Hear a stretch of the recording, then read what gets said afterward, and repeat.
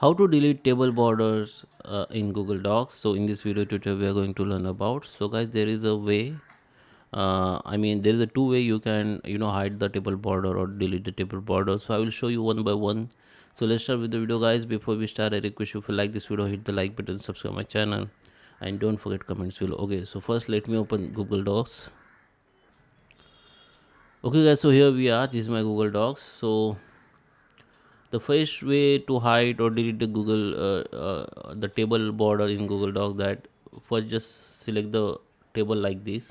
Okay, you need to just select the first row and hold your mouse key, and you can drag like this, so it will be select now. Here you can see the option called border width. Okay, if you don't find this order, you will see the down arrow like this. You have to just click on it, it will be show like this. Okay, the option will be come here. Now just go to this border width, and you need to make it 0 pt.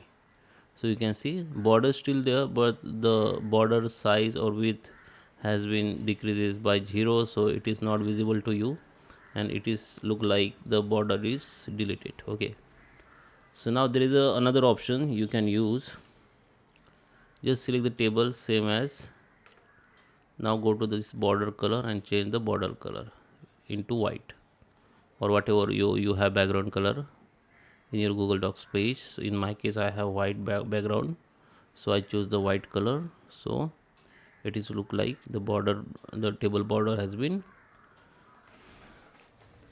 deleted. So, okay, so border are still there, but it is look like it is not visible to you. So this is a two way you can delete the table border.